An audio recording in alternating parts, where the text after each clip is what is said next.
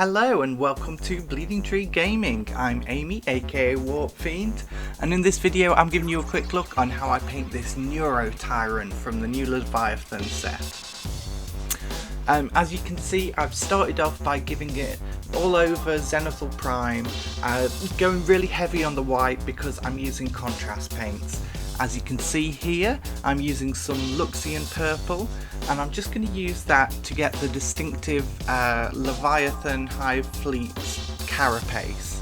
Now, I want to play around with this a little, but it has to be based on Hive Fleet Leviathan because it's going to fit with Autumn Witch's army that she has painted. I'm going to add some crazier colours into it though, so we're going to do this. We're going to start with the Luxian purple on the Carapace. We're going to finish all this and we will come back.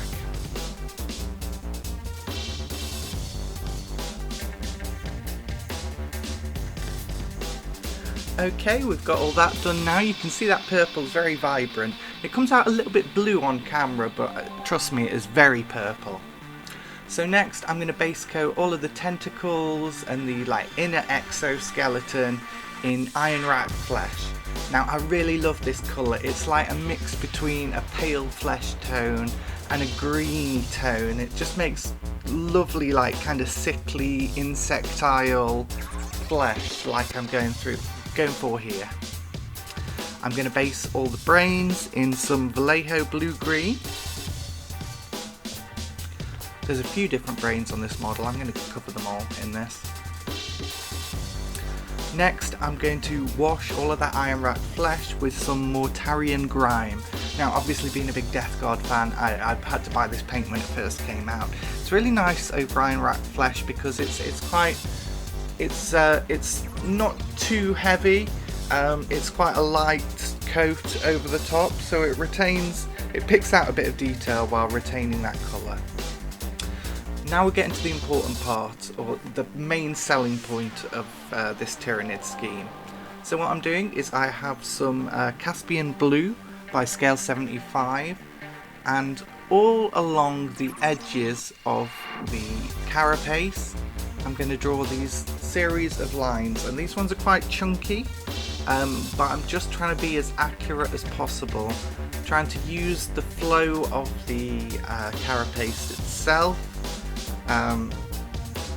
You want to be picking the right directions for all these lines. I'm going to go into more depth on this in a video soon, so for the minute I'll just show you this scheme, but there are some more general tips that I do want to talk about in future. So I do a 50-50 mix of that Caspian Blue with some Sunny Skin Tone by Vallejo, and I'm just going in and trying to get slightly smaller than before, staying inside the lines. I'm just going to reinforce all of those little hash marks that I've just made.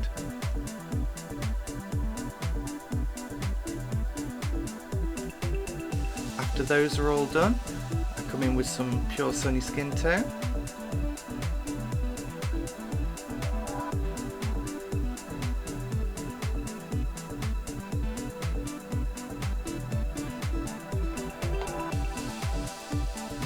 Trying to be as precise as possible at this point, and then I add some white to the Sunny Skin Tone and just hit the very highest parts of these striations. Now there's a lot of these on this model to do, so I'm going to do them off camera, but I just wanted to show you this quickly, the vague way I create this texture. The next step is to take some Tesseract Glow.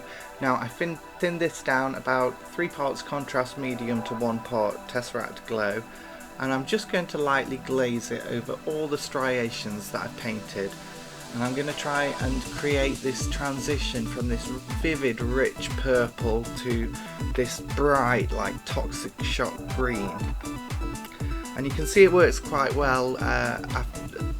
It tints the colours that we've just highlighted in really nicely with that green. I then take some Doomfire Magenta. Again, I've thinned that down quite heavily with contrast medium, and I'm just going to use that to reinforce some of the areas on the like actual body itself that might be a little bit red or pinky. Trying to get a bit more colour variation in. I'm also going to use it as a wash on the brain parts and that little bit of skin that's covering the brain. Just anywhere you want to add like a pinky hue of flesh. The next one I'm going to do is some Payne's Grey acrylic ink, and I'm going to thin this down with a lot of contrast medium again. This one is going to be a final just wash into some of the areas that need a bit more definition on that inner exoskeleton. So I'm going around the teeth here, some of the little parts that I just want to be a bit darker to make the other colours stand out next to them.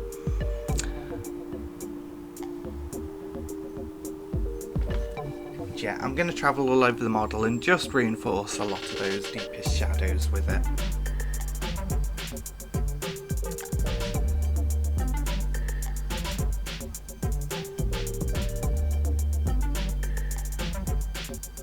Okay, so I'm going to highlight up the little flap of skin that covers the brain, and what I've done is I've just mixed in some ice blue into the iron rack flesh that we based it with, and I just added a little touch more ice blue.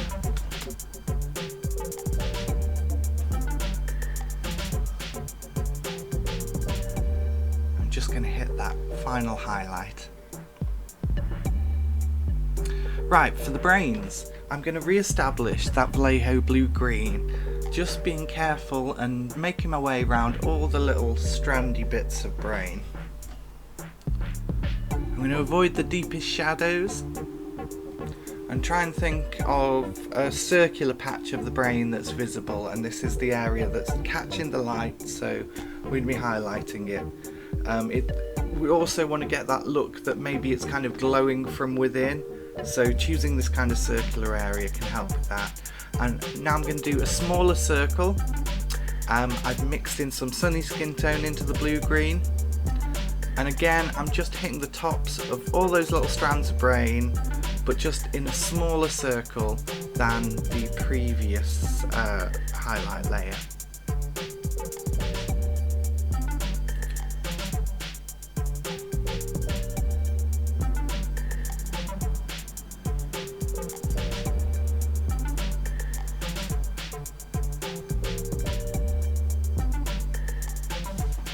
Now I've got some pure sunny skin tone, and what I'm doing is instead of doing a full highlight, I'm picking like the most central areas, and I'm doing a series of like rough dashes and dots and trying to create a bit of randomness into it to make it look like there's much more texture going on these raised parts, because the higher they are in value, the more your eye will kind of detect those things than at the lower stages of highlighting.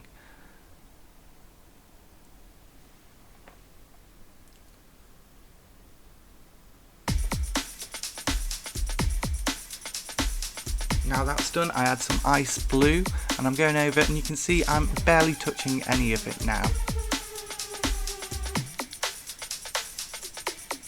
Just some little dots here and there.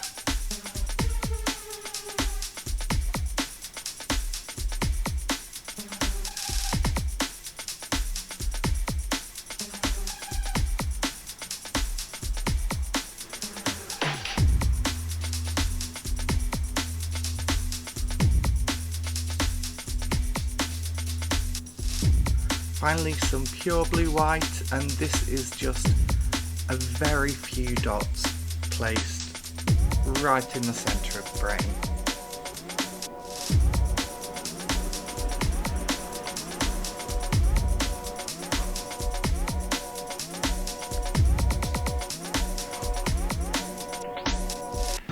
Okay, that's the brain done. I'm going to go around the model and fill in all the others.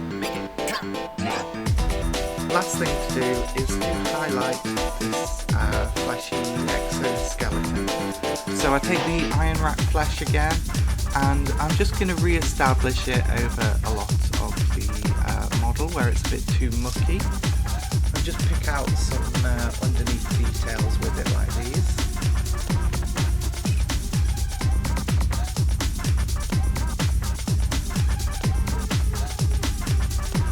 Next I take some blue white and I'm just going to add another highlight to all of the exoskeleton. With that, I'm going to finish up the base on my own and show you the results in a second. Thank you very much for watching. I've been Amy for Bleeding Tree Gaming. We'll have more videos on Leviathan soon, and don't worry if you're getting bothered by all this 40k stuff, we will have some other content coming to you very soon. Don't forget to like and subscribe, and I will see you in the next one. Bye bye!